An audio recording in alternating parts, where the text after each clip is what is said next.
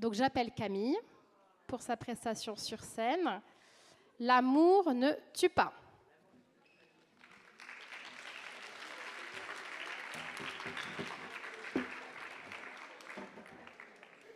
Bonjour à tous, jury, public. En France, chaque jour, 750 personnes sont victimes de violences conjugales de la part de leur conjoint ou ex-conjoint. Mais derrière ces chiffres, il y a des vies, des peurs, des silences. J'ai choisi ce sujet car il est malheureusement toujours d'actualité. C'est une réalité choquante, injuste, mais encore beaucoup trop fréquente. Imaginez qu'il est minuit, elle rentre chez elle, elle ne sait pas ce qu'il attend derrière cette porte. Peut-être un mari attentionné qui lui demande comment s'est passée ses journées, mais la réalité est tout autre.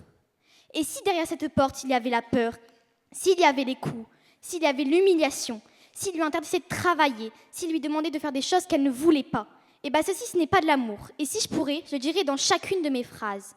Alors vous, jury, que feriez-vous à leur place? Rentrer et subir ou chercher de l'aide et agir?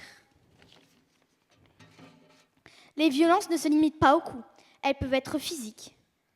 Elles peuvent être économiques. Par exemple, empêcher une femme de travailler, c'est la rendre dépendante. Mais aujourd'hui, cela n'a aucune justification, car depuis 1965, la femme a le droit de travailler librement.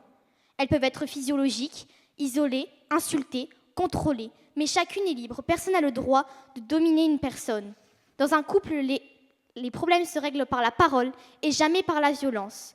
Les conséquences sont graves, des blessures visibles mais aussi invisibles. Une peur constante, une vie sous tension. Et les enfants, ils grandissent dans la violence. Cela les marquera à vie. La victime pour réduire son sommeil, peut avoir du stress constamment et penser qu'elle est inutile et j'en passe. Et l'agresseur, lui, on pourrait être ici et ne pas plaider car c'est des genres de choses qui ne doivent pas arriver. C'est peut-être un manque d'éducation, un problème de contrôlation, de violence. Mais rien, ni absolument rien, justifie ce qu'il fait. Comme l'appelle l'article 1 de la Déclaration universelle des droits de l'homme, tous les hommes naissent libres et égaux en dignité et en droit. L'article 3 garantit la vie, la sécurité et l'article 5 garantit toute forme de violence. Les violences conjugales sont donc une violation des droits fondamentaux. Elles sont également condamnées par la Convention à l'élimination de toutes les formes de discrimination envers les femmes. Un témoignage de Sarah. Au début, tout semblait normal avec son mari. Il était attentionné, gentil, presque parfait, protecteur. Et puis, petit à petit, les choses ont changé.